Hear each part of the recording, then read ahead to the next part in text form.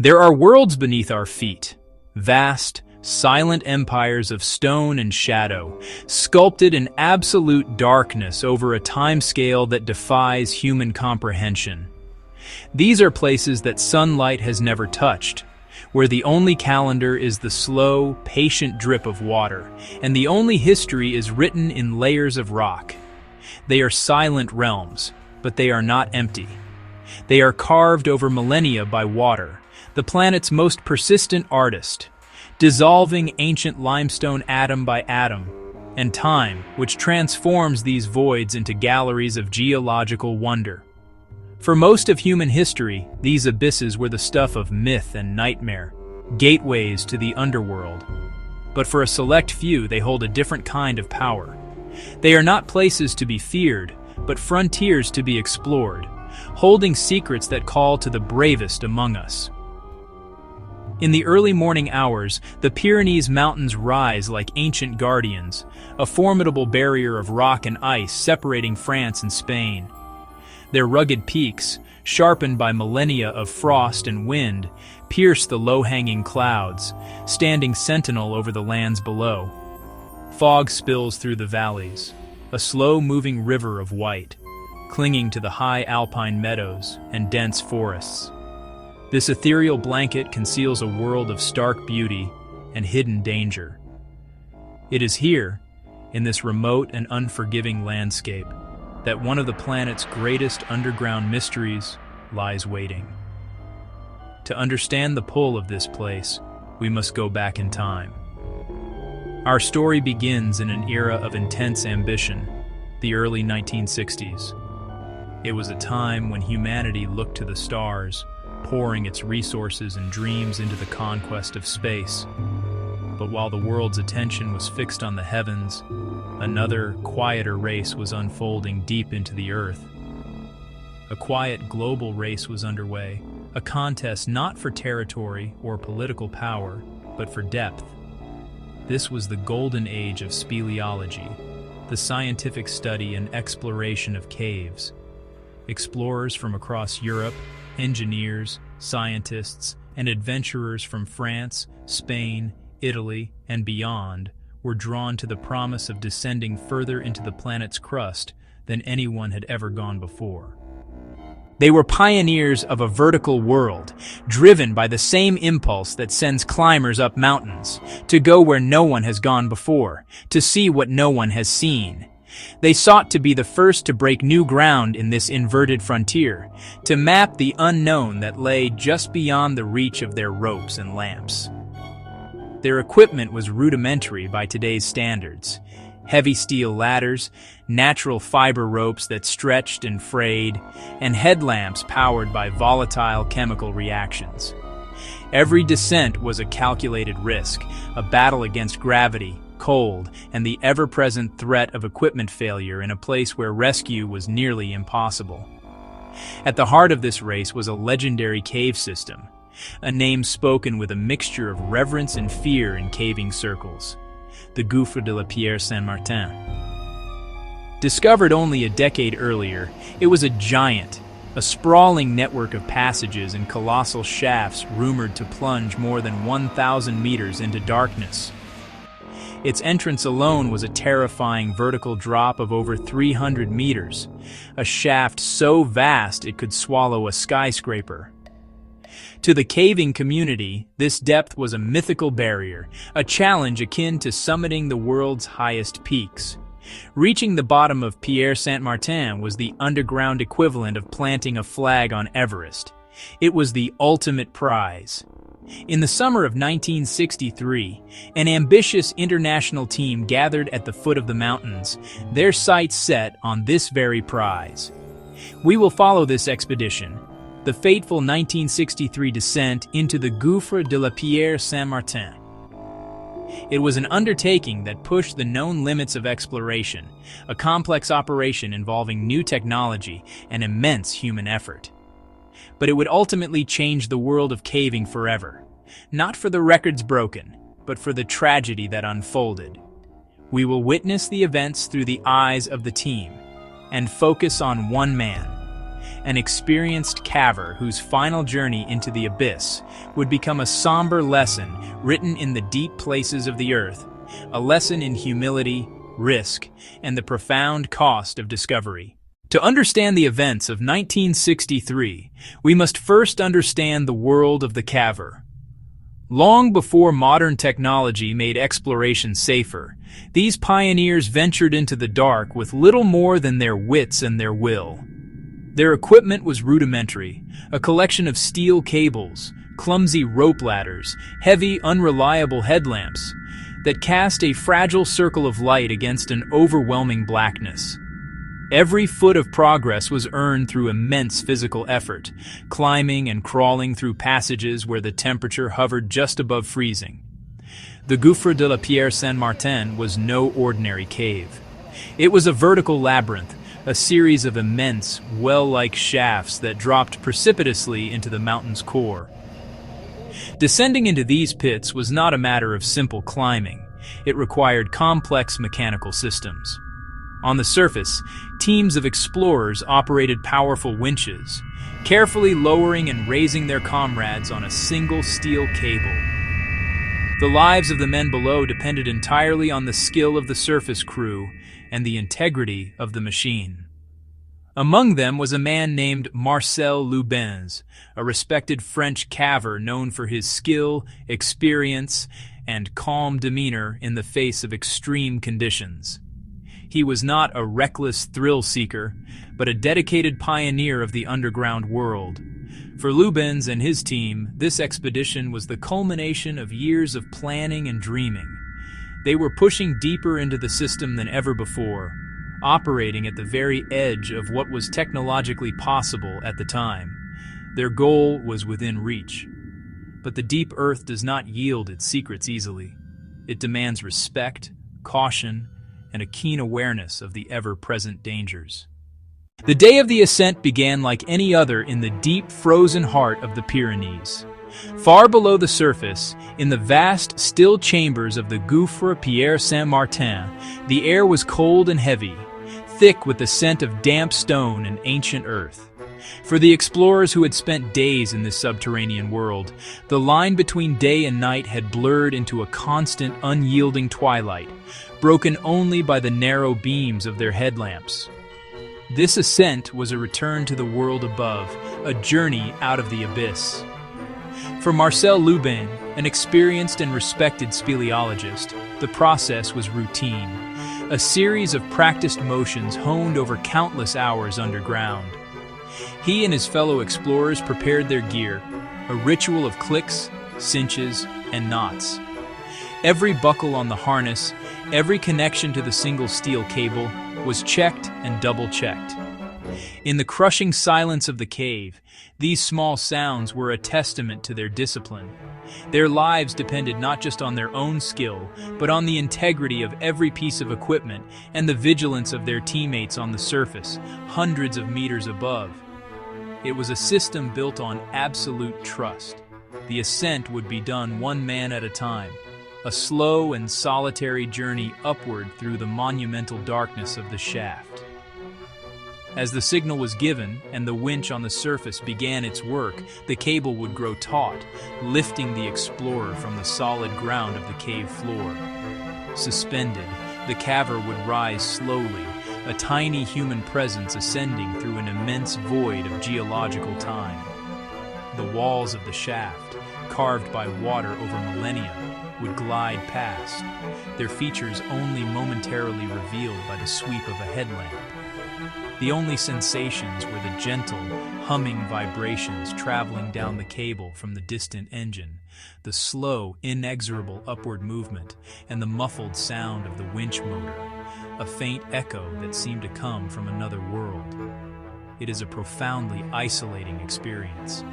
The explorer is utterly alone, a pendulum hanging in empty space, with nothing but the thin steel line connecting him to safety, to the surface, to life itself.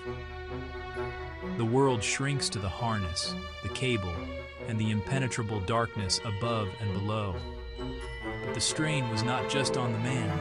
With every meter of ascent, the load on the hauling system grew. The weight of the explorer was constant, but the weight of the steel cable itself, unspooling from the depths, was cumulative.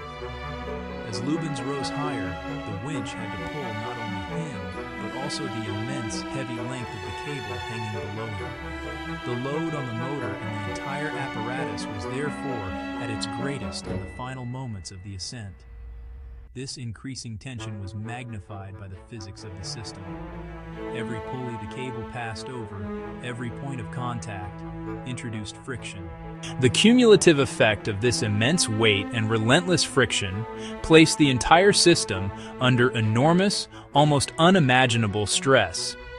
Each component, the motor, the gearbox, the pulleys, and the clamps holding the cable, was being tested to its absolute limit. We can only imagine what Loubens might have felt in those final moments. Perhaps a slight change in the rhythm of the ascent, a subtle, unfamiliar shudder traveling down the cable, a vibration that felt different from the steady hum of the winch, a momentary lurch. In the void, every sensation is amplified. He would have been acutely aware that something was not right. On the surface, the winch operator may have also sensed the change. A new sound from the motor, a higher-pitched whine under the strain, a judder in the gearbox that he felt through the soles of his boots. His hand on the controls would have detected a flicker, a hesitation in the machinery. For a fraction of a second, a moment of abnormal tension was building, a silent warning that the system was on the verge of catastrophic failure. Then, it happened. High above him, just meters from the surface, a critical component in the hauling system gave way. It wasn't the cable itself that broke, nor the winch motor that seized. It was a small, seemingly indestructible piece of metal, a clamp forged to secure the cable to the winch drum. Under the peak load of the ascent, the metal fatigued. A microscopic fracture, born of stress and friction, spread in an instant. The clamp failed. The connection was severed. The loss of tension was instantaneous and total. The entire system, which a moment before had been straining to pull nearly 200 kilograms upward, was suddenly released. For Marcel Loubens, suspended in the blackness just below the threshold of the surface world, the supporting force that had held him against gravity was gone. The familiar upward pull vanished, replaced by a horrifying weightlessness. He was in free fall.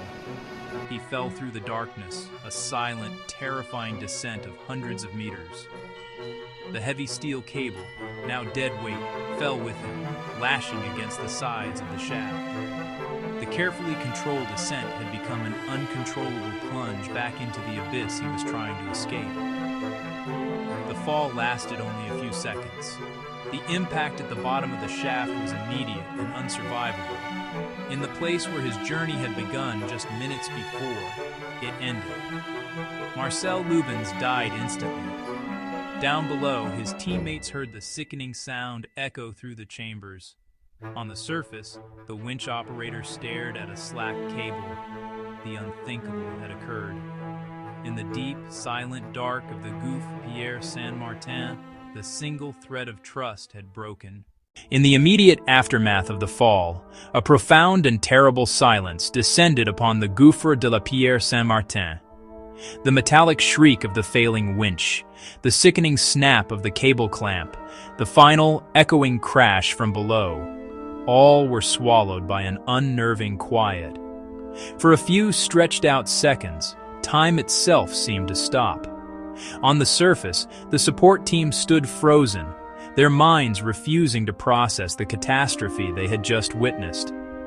The crisp mountain air, which had felt invigorating moments before, now felt cold and predatory. They stared into the abyss, a black, unforgiving maw that had just claimed one of their own. The silence was not empty. It was heavy, filled with unspoken horror, and the sudden, crushing weight of what had just happened. The silence was broken by frantic calls on the field telephone. The surface team desperately tried to reach the explorers below, The voice of the operator, strained and cracking, called out into the void. Allô? Allô? Haroun, est-ce que tu m'entends? Haroun, can you hear me? But the line, their only connection to the team deep within the earth, remained dead. Each unanswered call amplified the dread, painting a grim picture of the scene 360 meters below. The explorers underground, having witnessed the fall from their position, were equally paralyzed, their own headlamps illuminating a scene of unimaginable tragedy. When communication was finally painstakingly re-established, the report from below confirmed the finality of the tragedy. It was immediately clear that Marcel Loubens could not have survived the fall from such a height. The impact had been catastrophic. His fellow cavers, including his close friend Haroun Tazieff, could only look on in stunned grief.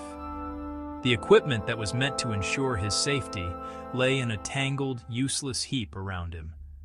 What they found confirmed the worst fears of everyone involved. An immediate recovery of Loubens's body was not just difficult, it was impossible. The hauling system, their mechanical lifeline to the surface, was now a mangled wreck. The custom-built winch, the pride of the expedition and the key to its ambitious goals, had become an instrument of disaster. The very components designed to bear immense loads had failed in the most spectacular and heartbreaking way. To attempt a recovery would require a fully functional hoisting system, and theirs was irrevocably broken.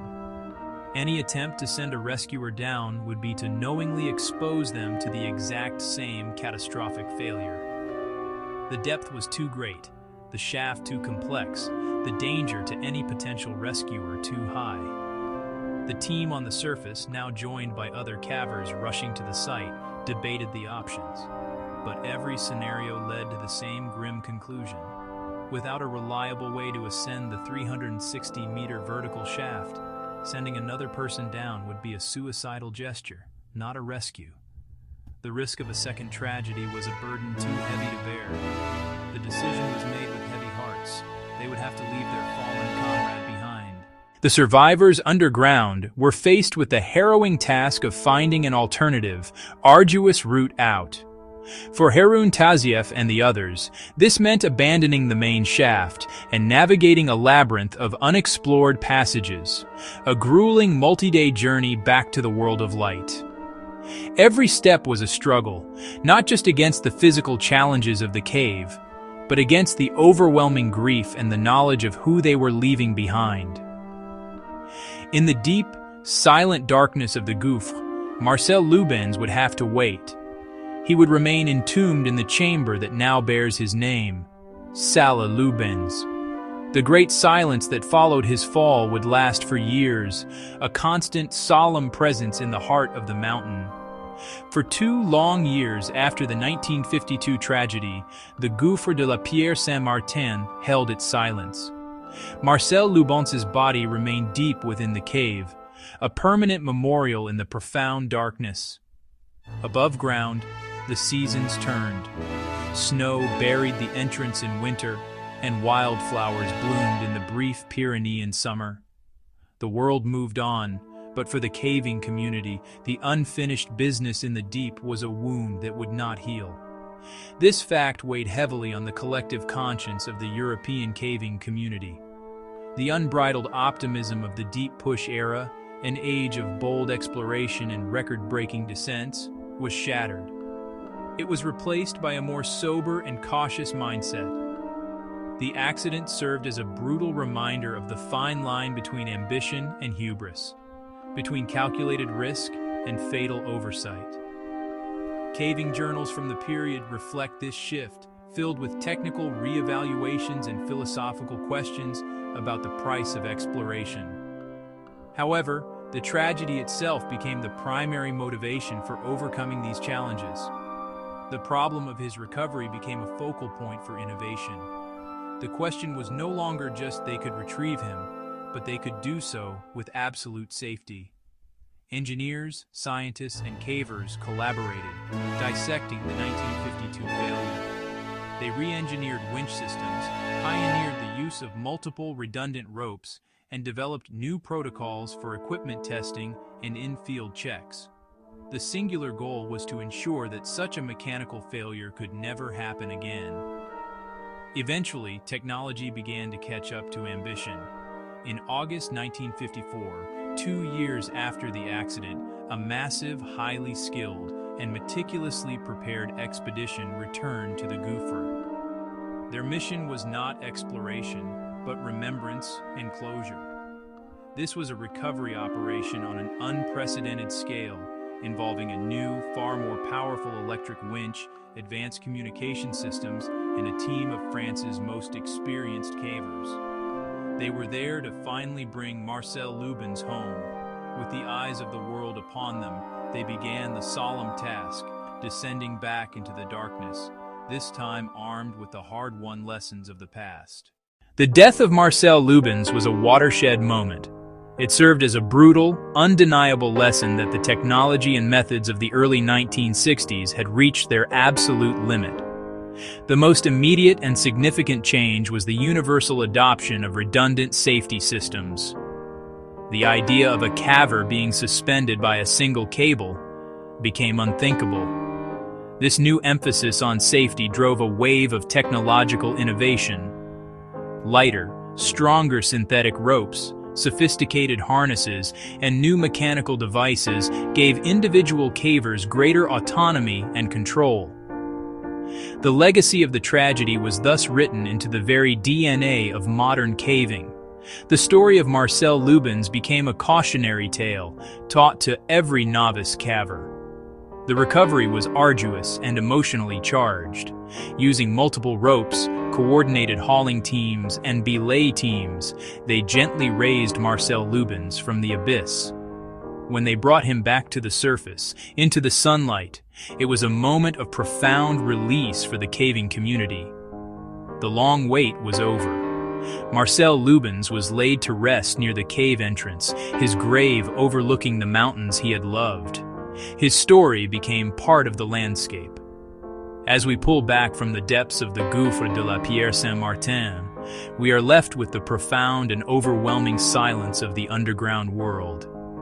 This abyss holds the story of Marcel Loubens, an echo of a single, tragic moment that reverberates through the history of exploration. It is a reminder that the quest to chart the unknown has always and will always come at a cost. Marcel Loubens' journey into that abyss ended in tragedy, but his echo remains, a permanent and solemn whisper in the deep, reminding all who follow to tread with courage, but above all, with care.